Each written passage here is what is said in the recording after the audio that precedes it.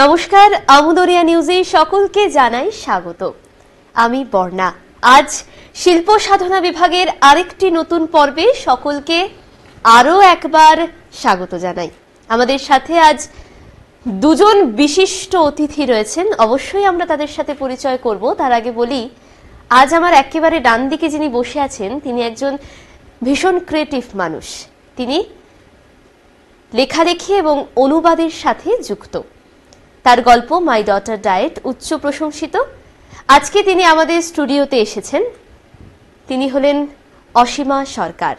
তিনি এসি কলেজের প্রফেসর। কি তাই তো ম্যাম? হ্যাঁ, একদম। নমস্কার। নমস্কার। আর আমার বাঁ দিকে যিনি আছেন তিনি তো আমাদের সকলের ভীষণ চেনা। তিনি একজন কবি, গল্পকার, সম্পাদক শুভময় সরকার। আরো একবার স্বাগত। উত্তরবঙ্গ বইমেলায় আপনার এই বইটি translating provincial north the many tongued fringes, এই বইটি এবার প্রকাশিত হয়েছে। এই নামকরণ বা এই বইটির প্রেক্ষাপট নিয়ে অবশ্যই শুনবো। তার আগে বলি, বইটির যে নামকরণ করেছেন এই ভাবনাটা নিয়ে যদি আপনি কিছু বলেন। বইটির নামকরণের সাথে এটার প্রেক্ষাপট মানে অঙ্গাঙ্গিভাবে জড়িত। একদমই তাই। কারণ এই বইটি বেসিক্যালি আমাদের একটা এসি কলেজের ডিপার্টমেন্ট অফ ইংলিশ থেকে একটা প্রজেক্ট করা হয়েছিল। যে প্রজেক্টে আমরা কিছু স্টুডেন্টদেরকে একটা অ্যাড অন কোর্স করিয়েছিলাম অনুবাদের। যেই অনুবাদের কোর্সের আমাদের মূল যে অবজেক্টিভ ছিল সেটা হচ্ছে যে উত্তরবঙ্গে যেসব লেখক আছে তাদের কিছু লেখা ট্রান্সলেট করানো এবং একটা পরিচিতি এস্টাবলিশ করার চেষ্টা যে তোমার আশেপাশে কারা লিখছে। কারণ সাহিত্য যখন আমরা ইংরেজি ডিপার্টমেন্ট বলুন কি বাংলা ডিপার্টমেন্ট বলুন, যখন আমরা সাহিত্য চর্চা করি তখন জেনারেলি আমরা ন্যাশনাল বা গ্লোবাল লিটারেচারটাতে কনসেন্ট্রেট করি, কিন্তু লোকালও একটা লিটারেচার আছে। তো সেই জায়গাটাতে যাতে স্টুডেন্টদের একটা ইন্টারেস্ট গ্রো করে, ওরা যাতে ওটার ব্যাপারে ওয়েল অ্যাওয়্যার থাকে, সেই কারণেই কিন্তু এই প্রজেক্টটা অ্যাকচুয়ালি প্রথমে নেওয়া। আর যখন আমরা প্রথমে এটা ভেবেছিলাম যে বাংলা ভাষায় যারা লিখছে তাদের লেখাগুলোকেই অনুবাদ করা হবে, তারপরে আমরা দেখলাম যে বাংলা ভাষা ছাড়াও কিন্তু যখন আমরা নর্থ বেঙ্গলের সাহিত্যের কথা বলি, উত্তরবঙ্গের সাহিত্য, যদিও এটাকে আমি বাংলা সাহিত্যের থেকে আলাদা করে বলছি না, কিন্তু যাই হোক আঞ্চলিক যে একটা ভাষা, সেই ভাষার যে সৃষ্টি, সেই আঙ্গিকে যদি দেখি তাহলে এখানে কিন্তু রাজবংশী ভাষায় লেখা হচ্ছে, নেপালি ভাষায় লেখা হচ্ছে, রাভা ভাষায় লেখা হচ্ছে, এমনকি টোটো সাহিত্যও কিন্তু আস্তে আস্তে উঠে আসছে। তো সেই জায়গাটাকেও আমরা অ্যাড্রেস করতে চেয়েছিলাম। তো ট্রান্সলেটিং প্রভিন্সিয়াল নর্থ মানে গঙ্গার এপারে যে লেখালেখি চলছে সেই লেখালেখিগুলোকেই আমরা এবার কনসেন্ট্রেট করার চেষ্টা করেছি। আর দ্য মেনি টাং ফ্রিঞ্জেস মানে যে এটা শুধু সিঙ্গেল টাং না, মানে এটা বাংলা থেকে ইংরেজিতে শুধু অনুবাদ হয়নি, এখানে নানান ভাষার থেকে, মানে এখানকার উত্তরবঙ্গের যে আঞ্চলিক নানান ভাষা আছে সেই ভাষা থেকেও আমরা অনুবাদ করার চেষ্টা করেছি, যদিও কিছু ভাষা বাদও গেছে।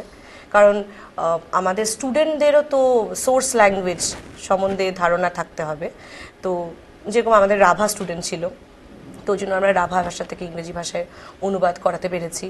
রাজবংশী ভাষা স্টুডেন্ট ছিল, তাদেরকে আমরা ইংরেজি ভাষায় রাজবংশী থেকে অনুবাদ করাতে পেরেছি। তো এইভাবেই মানে বললামই তো, নামকরণটার সাথে এটার যে কনটেক্সট সেটা প্রচণ্ড রকমভাবে জড়িত। একদম। এবারে বলি, উত্তরবঙ্গের বসবাসকারী বিভিন্ন লেখকদের লেখা নিয়ে আপনি এই বইটি তৈরি করেছেন। তো প্রথমে কিভাবে বাছাই করলেন যে কাদের কাদের লেখাগুলো নেবেন? এটা এই প্রশ্নের উত্তর দেওয়াটা খুব কঠিন এই কারণে, কারণ মানে এই প্রজেক্টের চলাকালীন কিন্তু আমরা অনেক কিছু শিখেছি। মানে আজকে আমরা চেয়েছি ঠিকই লোকাল লিটারেচারটাকে ট্রান্সলেট করা, যাতে ওটাকে গ্লোবাল ন্যাশনাল লেভেলে নিয়ে যাওয়া যায়, সেটার একটা আমরা প্রচেষ্টা করেছি। কতটা সফলতা লাভ করেছি সেটা তো সময় বলবে। কিন্তু আমরা নিজেরাও কিন্তু লোকাল লিটারেচার সম্বন্ধে যে খুব অ্যাওয়্যার ছিলাম সেটা না। এবার কিছু নাম আছে যেটা হয়তো আমরা সবাই জানি, যেরকম দেবেশ রয়, ওনার একটা গল্প এখানে ট্রান্সলেট করা হয়েছে। হ্যাঁ, এবং আমাদের এসি কলেজের সাথে উনি অঙ্গাঙ্গিভাবে জড়িত, তো সেইভাবে জানি। তাছাড়া ধরুন শুভময় দা আমাদের ডিপার্টমেন্টের অ্যালুমনি, তো সেই ওয়েতে শুভময় দার সাথেও আমাদের পরিচয় ছিল, উনি লেখালেখি জগতে বিশিষ্ট একজন ব্যক্তি, সেটাও আমরা জানি। তো এইভাবে আমরা প্রথম কিছু সিলেকশনস করেছি। তারপরে সত্যি কথা বলতে এই বইটা গৌতম গুহ রায় এবং শুভময় সরকার, এদের দুজনের সাহায্য ছাড়া সম্ভব ছিল না। কারণ তারপরে যে সিলেকশন, সেই সিলেকশনে কিন্তু ওনারা আমাদেরকে যথেষ্ট হেল্প করেছে। মাল্টিলিঙ্গুয়াল যে, মানে মাল্টিলিঙ্গুয়াল বলতে আমি বলতে চাচ্ছি যে রাজবংশী বা রাভা ভাষা থেকে যে ট্রান্সলেশন, সেই জায়গাটাতে কিন্তু আমাদেরকে প্রফেসর ডক্টর দীপক কুমার রয় রায়গঞ্জ ইউনিভার্সিটির, উনিও খুব সাহায্য করেছে। তো এইভাবে আমরা একটা, বললাম তো এটা পুরো বলা চলে না যে এটা যারা যারা লিখছে তাদের সবাইকেই আমরা তুলে ধরতে চেষ্টা করেছি, এবং আমরা এটাও বলতে চাচ্ছি না যে এখানেই আমরা থেমে থাকবো। এটা একটা প্রথম প্রচেষ্টা, দেখা যাক এবার পরে আর কি করা যেতে পারে। কি বলবেন আপনি এই প্রসঙ্গে? আমি অসীমা আমার না আমার যে আমার কথা বলছিল যে যুক্ত আমি এবং গৌতম গুহ রায়, আসলে না আমি এই বইটির সঙ্গে ইমোশনালি অ্যাটাচড। ইমোশনালি অ্যাটাচড তার কারণ, প্রথমত আমি হলাম এসি কলেজের একজন প্রাক্তনী। আচ্ছা, ওখানে আমি আমার ইংলিশ ডিপার্টমেন্টেই আমি পড়াশোনা করেছি এবং এসি কলেজে, এবং সেই ইংলিশ ডিপার্টমেন্টেরই অধুনা অধ্যাপিকা অসীমা নিজে খুব কি বলবো, ট্রান্সলেশনের সঙ্গে, এবং আমি তো বলবো ক্রিয়েটিভ রাইটিংও আস্তে আস্তে আসছে, ও খুব ভালো কাজ করছে। হয়তো খুব প্রচুর দীর্ঘদিন ধরে কাজ করছে তা নয়, তাও অনেক দিন তো হলো। এবার এই বইটা নিয়ে বলি যে চন্ডাল বুকস এই বইটি প্রকাশ করেছে, এবং এত চমৎকার একটা প্রোডাকশন বইমেলায় প্রথম আমি হাতে পেয়েছিলাম। এবার বলি যে আমি কিভাবে অ্যাটাচড। এই প্রজেক্টটা যখন শুরু হলো, প্রায় প্রথম দিক থেকেই, মানে এই পরিকল্পনাটার কথা অসীমা আমাকে বা আমার বন্ধু গৌতম গুহ রায়কে আমাদেরকে কনভে করে যে এইভাবে হয়, এবং আমরা না চমকে উঠেছিলাম যে এত ইনোভেটিভ আইডিয়াস, যে এটা একটা প্রজেক্ট, এটা স্টুডেন্টরা প্রজেক্ট হিসাবে নিচ্ছে। এই যে প্রজেক্ট হিসাবে নিচ্ছে, এটার একটা প্লাস পয়েন্ট আছে, তাদের ইন্টারেস্টটা একদম সরাসরি, মানে কোথাও কোনো রকমের টান যে ব্যাপারটা, এটা ঢিলে হয়ে যাওয়ার চান্স, আচ্ছা ল্যাক অফ ইন্টারেস্ট, আচ্ছা করবো তা না, ইউ আর কম্পেলড, করতেই হবে, ব্যাপারটা এইরকম। কিন্তু তার ভিতর এইভাবে যে ওদের ভিতর জাগিয়ে তোলা, কেননা আমার একটা গল্প আছে, আমার অনেক বন্ধুর সঙ্গে আমার একটা গল্প আছে, এখানে অনুবাদ করেছে যারা অনুবাদ করেছে তারা কিন্তু সবাই স্টুডেন্টস, সমস্ত আন্ডারগ্রাজুয়েট স্টুডেন্টসরা বিভিন্ন ভাষার, মানে বাংলা সহ এদিকের যে ভাষাগুলোর সাহিত্য, সেগুলো অনুবাদ করেছে। কিছু অনুবাদে আমার মনে হয়েছিল যে প্রথম দিকে মনে হয়েছিল যে ওদের হাত আরেকটু ভালো হলে, কিন্তু পাশাপাশি এই ব্যাপারটা মাথায় রেখেছে অসীমা, একজন, মানে দুজনে যারা এডিট করেছে তার মধ্যে ও একজন অন্যতম। হ্যাঁ, তো আমার সঙ্গে বা আমাদের সঙ্গে কিন্তু অসীমাই মূলত যোগাযোগটা করেছিল লিয়াজা। এই যে, তো তখন একটা ব্যাপার অসীমা আমাদেরকে মাথায় রাখতে বলেছিল যে তোমরা যখন তোমরা দেখবে যে কারা করছে, কোন বয়সের স্টুডেন্টসরা করছে, ঠিক আছে? এবং আমি তো বলবো একটা অসামান্য কাজ হয়েছে, অসামান্য।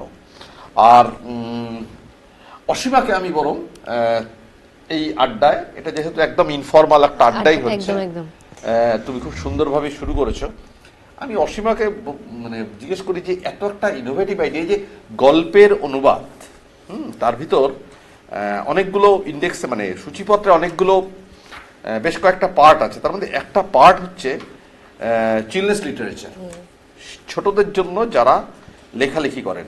আমাদের সঞ্চালক, আমি কোনো জেন্ডার ইয়েতে যাচ্ছি না, সঞ্চালক, তো আমাদের সঞ্চালক শুরুতেই একটা কথা খুব সুন্দর বলেছে, যে আমার ভালো লেগেছে কথাটা, যে উত্তরবঙ্গে বা এই অঞ্চলে বসবাসকারী যে সমস্ত লেখক, অর্থাৎ উত্তরবঙ্গের লেখক, দক্ষিণবঙ্গের লেখক, উনি নর্থ ইস্টে বসে লিখছেন, উনি ত্রিপুরাতে লিখছেন না, তিনি লেখক, বাংলা ভাষায় লিখলে তিনি বাংলা ভাষার মূল বাংলা ভাষার সাহিত্যকে কোনো না কোনোভাবে কন্ট্রিবিউট করছেন।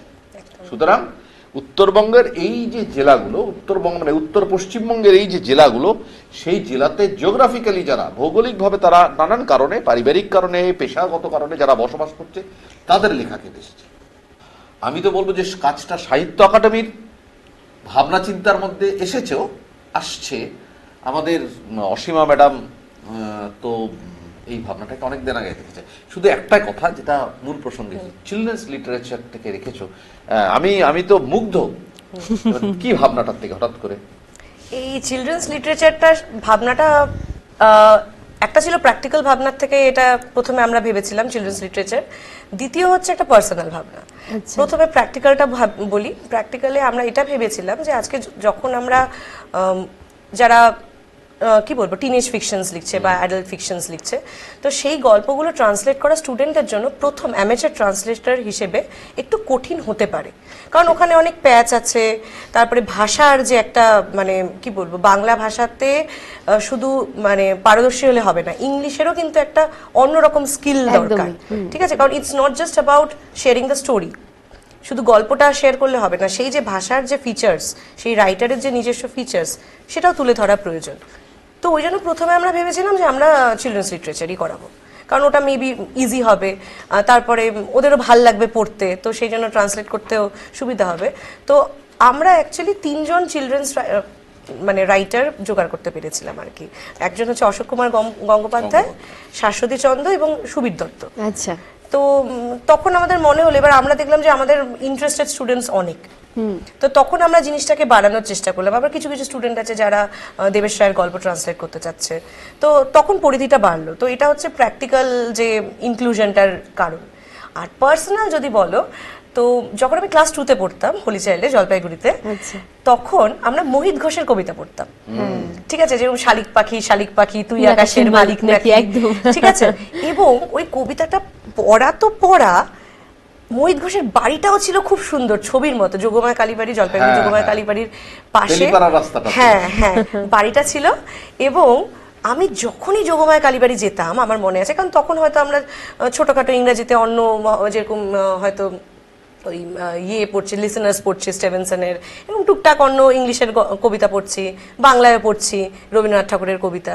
কিন্তু আমার শহরে একজন কবি থাকে, তার বাড়ির সামনে দিয়ে আমি যেতে পারছি, এটার মধ্যে যে একটা থ্রিল ছিল, হ্যাঁ আমি না ঠিক মানে তোমাকে বলে বোঝাতে পারবো না, যে না আমার জায়গার এই কবি, উনি একজন কবি, কবিতা পড়ি, হ্যাঁ পরীক্ষায় লিখছি, তার কবিতার উত্তর দিচ্ছি। তো এই যে পার্সোনাল যে একটা জায়গা, যে এই যে পরিচিত, আমার পাশের বাড়িতে যদি একটা কবি বা লেখক থাকে, সেটার যে একটা অনুভূতি, সেটা যে একটা আনন্দ দেয় একটা বাচ্চা মনে, সেই জায়গাটা থেকেই হয়তো এটাকে আমি মানে এই চিলড্রেন্স লিটারেচারের ইনক্লুশনটা, যে আমার ছাত্রছাত্রীরা তারাও যেন জানে যে তার দুপাড়া পরে হয়তো একজন কবি থাকে, একজন লেখক থাকে, তার লেখা পাবলিশড হয় এবং সেই লেখাটাকে সে পড়েছে, পড়ে অনুবাদ করেছে। তো সেই যে একটা আনন্দ, মানে আমার মনে এই আনন্দটা না একটা অন্যরকম আনন্দ, মানে এটা শুধু অনুবাদের আনন্দ না, এটা জানার আনন্দ, একই জায়গায় বিলং করার আনন্দ, বিলঙ্গিং এর যে একটা হ্যাপিনেস। ঠিক আছে, বাড়িটা আমার এত রিচ, মানে আমার যে থাকার বাড়ি, মানে আমার যে যে স্থান জলপাইগুড়ি বা নর্থ বেঙ্গল বা শিলিগুড়ি, সেটা এত রিচ, সেখানে আমার এত আকর রয়েছে, হ্যাঁ এত আকর রয়েছে, সেই জায়গাটাকে অ্যাড্রেস করার জন্যই কিন্তু বইটা। একদম একদম। বেশ, আপনাদের সাথে কথা হলো আমরা প্রথম পর্বে, আপাতত এইটুকুই আলোচনা রাখছি। আবার আমরা আরো অনেক প্রশ্নের সম্ভার নিয়ে ওনাদের সাথে হাজির হব দ্বিতীয় পর্বে। এখন তবে এই পর্যন্তই, ধন্যবাদ।